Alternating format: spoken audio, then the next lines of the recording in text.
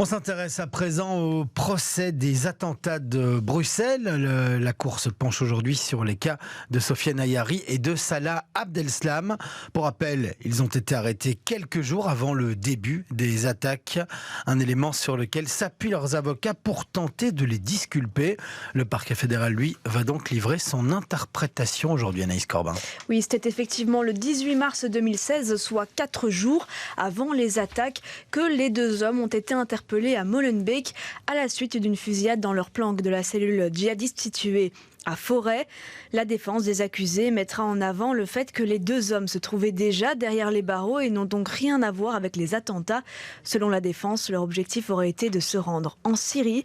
Salah Abdeslam a déjà été condamné à la prison à vie dans le cadre du procès des attentats de Paris commis en novembre 2015. Selon lui, il avait finalement renoncé à se faire exploser sur place, contrairement à son frère Brahim, ce qui fait de lui le seul membre du commando parisien toujours en vie. Il aurait ensuite sciemment rejoint la cellule terroriste à l'origine des attaques à Bruxelles. C'est en tout cas ce qu'a exposé la procureure fédérale Paul Sommers ce matin devant la cour d'assises, tout en dénonçant la radicalisation du terroriste. On écoute à ce propos Michael Dantine, criminologue à l'Université de Liège. Il était hier l'invité dans Bonjour Bruxelles. Pour Salah Abdeslam, ça va être bien plus compliqué. On sait que c'est lui qui, par devers lui, finalement, quelque part, précipite la survenance des attentats à Bruxelles par son arrestation, parce que les autres membres de la cellule se disent ils font qu'on agisse. Et c'est la raison pour laquelle ils agissent à Bruxelles à ce moment-là, plutôt qu'à Paris ou en France plus tard, puisque c'était visiblement leur plan initial. Est-ce que le parquet va aller jusqu'à dire que le fait qu'il ait vécu avec le groupe de ces terroristes pendant toutes ces semaines entre Paris et Bruxelles, les attentats de Paris et les attentats de Bruxelles, fait en sorte qu'il est co-auteur? Ça, c'est un point qui sera, à mon avis, plus épineux.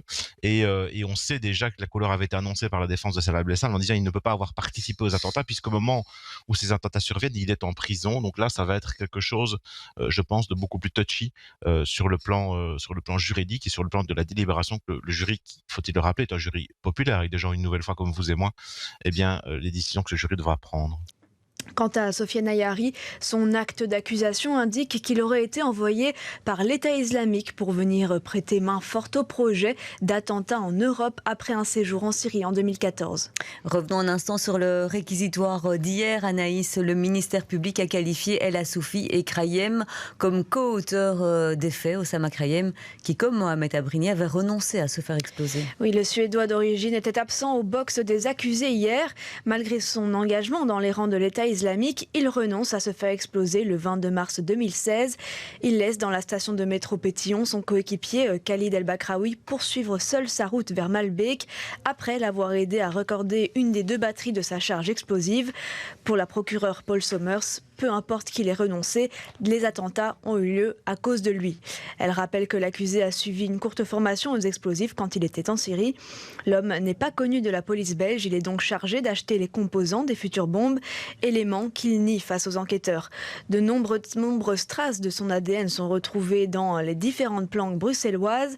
L'accusé se définit comme un salafiste djihadiste, un soldat de Daesh poussé par la foi, prêt à mourir pour sauver des musulmans en Syrie. Au tour des 12 jurés de la cour d'assises de juger de la pertinence de tous ces éléments.